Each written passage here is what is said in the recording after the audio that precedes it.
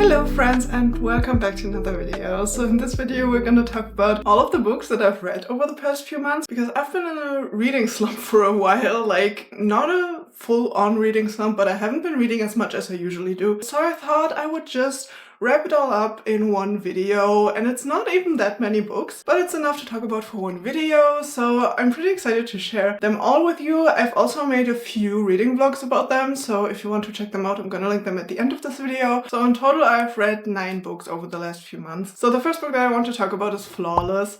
I have read this book because I have heard so many people talk about it, and so many people were saying that this is goals and like the cowboy romance is like so cute, and I felt like it would be the perfect summer read. So I've read it on my Kindle, and well, let's start off with me telling you about the plot a little bit. So it's about this girl who's the daughter of a manager, manages a bull rider, but the bull rider's kind of out of whack, like he just messes up so much lately. So the manager sends his daughter to support him in his upcoming bull riding tournaments. Well, they fall in love, surprise. And it started off really good because we got like this very visual description of this countryside, and it was so aesthetic, and I really had such high hopes for it, and like the romance at the beginning also felt kind of cute, but then it turned out to be extremely spicy, and I felt like the spice was super cringy. Like, I don't know, it felt like the spice was something guys would want to read. I don't know if that's just my personal opinion, like I'm not a huge spice girly, so I don't know, but it really felt like not targeted to women, so I don't know, it felt very weird to me and I was not enjoying it at all. It just came very unexpected to me because it went on and on and on, like page after page after page. They were doing it again, and I was like, okay, we're done here, like, can we move on? But no, we didn't move on. It went on like this until basically the end. I mean, the ending, there was kind of a reveal and a plot twist, and I was like, okay, fine. But the thing is, I was so detached from the characters at that point that I just didn't really care anymore. And I was very disappointed because the books look so cute. They look so pretty and cute on the shelves, and I would have loved to collect them, but since I hated the first one, I'm not gonna read the other ones, and yeah, I was very disappointed.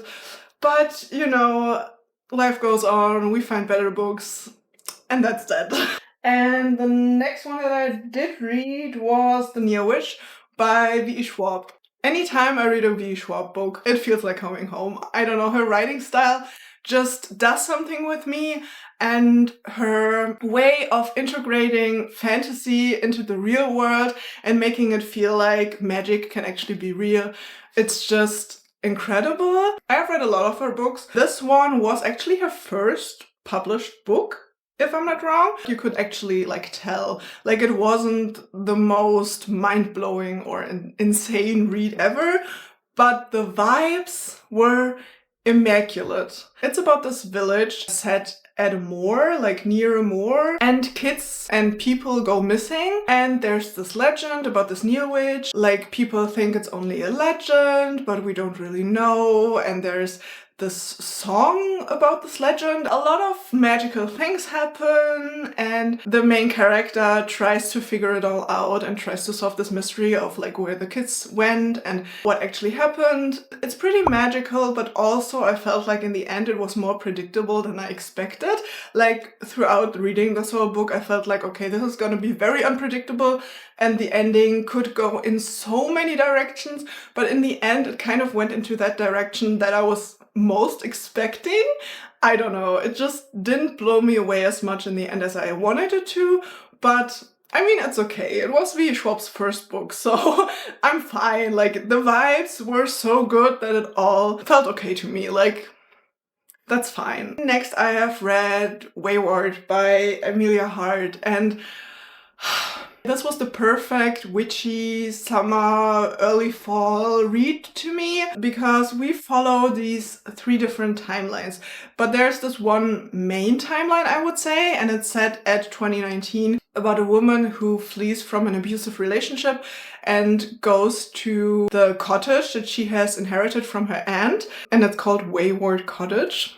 Well, set in the English countryside, it's super aesthetic. The nature vibes and like everything was so vividly explained.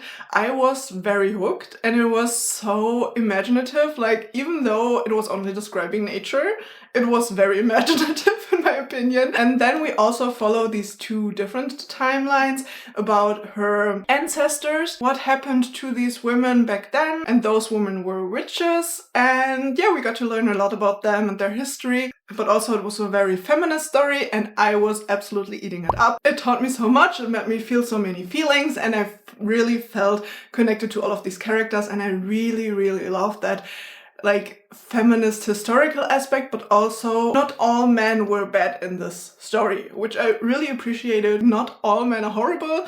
There are always the men that are great men, but there are also these very, very bad men. It's all about the person. It's not something we can generalize. So after that, I have read The Simple Wild by K.A. Tucker. This was, I would say, like a romance literary fiction book. The writing style felt more like a romance book, but it was actually a lot more focused on the relationship of this family and like Alaskan life, because we follow Keller Fletcher, who has never really had contact to her father because her mother used to live in Alaska for a while and met her father there, who's an Alaskan pilot. But when Keller was born, the mother realized that she wasn't really a fan of the Alaskan lifestyle and she went back to Toronto with her. Keller grew up there. She never really had a lot of contact with her father because her father was very into that Alaskan lifestyle and didn't really want to leave. So she never really knew her father, but then her father gets cancer, so she flies over to Alaska to get to know her father, and she also meets this pilot and falls in love with him, surprise. But it's also very slow burn. Like, it was very, very slow burn, and I really, really appreciated that.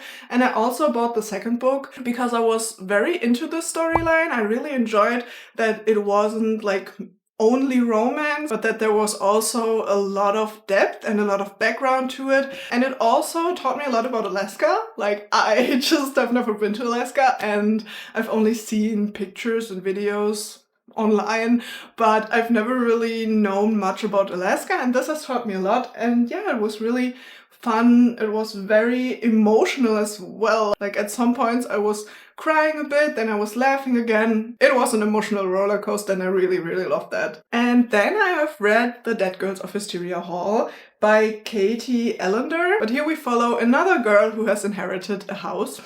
But she visits that house with her family because they are trying to figure out what to do with it. So they visit this house and it's actually this huge mansion. And this huge mansion used to be an institute for troubled girls. And yeah, well, not nice things have happened there. And the first night that Delia spends there, actually something very weird and very unexpected happens, and a lot goes from there. Like, I can't tell you, I just can't tell you, because if I would tell you, I would basically spoil the whole book, and I really don't want to do that. So this is all you're gonna get from this summary, but I was so surprised by this book. This has been sitting on my shelf for a long time, like for years and years and years and years, and I have not really paid any attention to it for a while. I basically have forgotten that it exists. I thought, okay, maybe I just need to pick a random book from my bookshelves, because last year this has worked out pretty well. I have picked out House of Furies, which I've had on my shelves for years and years and years, and I really loved that book. So I thought I would give it another go. and just pick a random book off my shelves for spooky season and read that one. And yeah, it was another surprise. I absolutely enjoyed it. It was so much fun. And like this storyline went so unexpectedly. I really liked the characters. I really liked the whole storyline. It left me on the edge of my seat for most of this book. So I can't complain. Like, it was really good.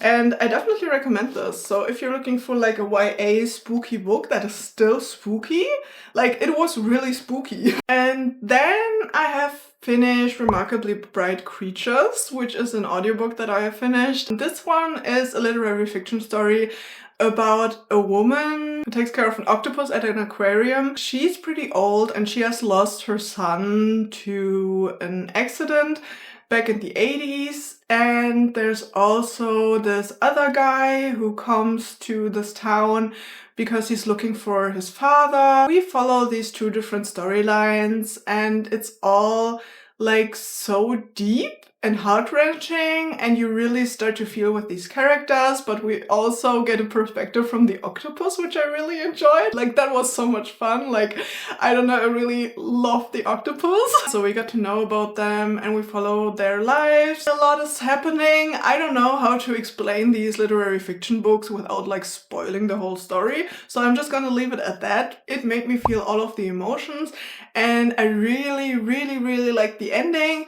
I really liked the characters. It was fun. It wasn't my absolute favorite literary fiction book ever, but it was definitely a good one. So, and next I have read a book that I've been wanting to read for a while, but I finally got around to it, and I'm so glad I did, because it was definitely a journey that went pretty unexpectedly, because I thought I was gonna love this book from the first second, but I didn't actually. Like, this was more of a journey, and I also documented that journey in a reading vlog, so I'm gonna link it at the end of this video if you want to check that out. But the book that I've read is Cleopatra and Frankenstein by Coco Melors. And we follow Cleo and Frank, who, like, out of fun, call themselves or call each other Cleopatra and Frankenstein. It's one of their inside jokes, and they meet at New Year's Eve, I believe, fall in love, get married, and it's about their relationship, but also their very messed up lives, their friendships, and the friends' very messed up lives. So it's about like their whole group, basically, their whole surroundings. And I really liked the dynamic between Cleo and Frank at first, but it got very toxic very quick, and I was not a fan. And it's also talking a lot about spice and drugs, and there was also another topic where I was like, it was a bit much in my opinion. Like, it just didn't really feel like people I would usually hang out with. Like, I don't know. And I also didn't really understand some of the characters' thinking patterns. It just felt a bit unrelatable to me. But the ending of this one took me so much by surprise. Like, the last 100 pages did like a 180 turn. Like, I was so surprised, and I was eating this up and I was loving it, and it all like made sense in the end. It felt like the last 100 pages really made this book. Like, they were so incredible. And I also really loved Cleo's, yeah. And I also really loved Coco Melors' writing style. Like, it just flew by. Like, I just couldn't stop reading. It was so much fun to read in general, even though I couldn't 100% click with the characters at first. And it had a lot of quotes that like really stuck with me. So yeah, really enjoyed that one, especially the last 100 pages. And I think it's crazy because I feel like sometimes with literary fiction books, like the whole story is the thing that counts, like the whole journey towards the end. But the ending makes or breaks a literary fiction book, in my opinion. Like, that is so crazy to me sometimes. And then I have read Lair of Dreams by Libba Bray.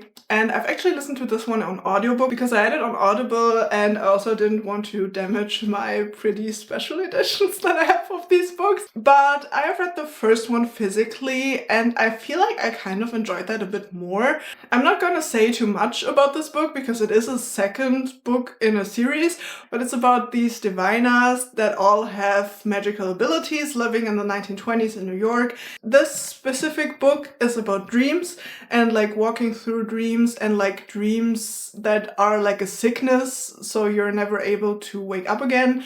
And it's very intense at the beginning, but because we're walking so much through dreams, because one character is able to walk through dreams, or like two characters are able to walk through dreams, we hear a lot about the dreams.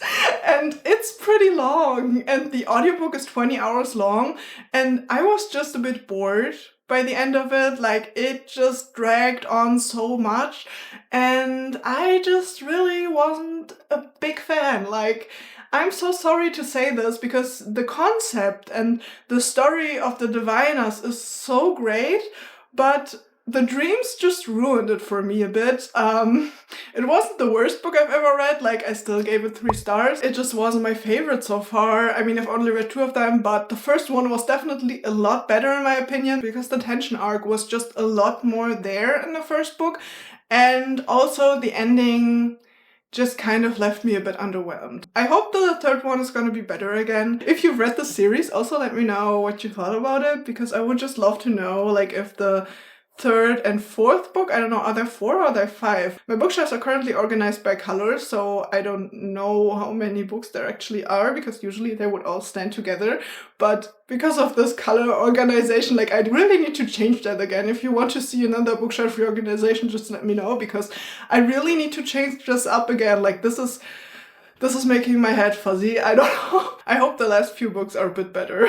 And then the last book I've read is Everything I Never Told You by Celeste Ng. In that video for that I read this book, I have actually started this book previous to that video, and I was so close to DNFing it because I was a bit bored. But because of that video, I wanted to finish all of my current reads in that video. So I actually pushed through, and I was like, okay, I'm gonna read this.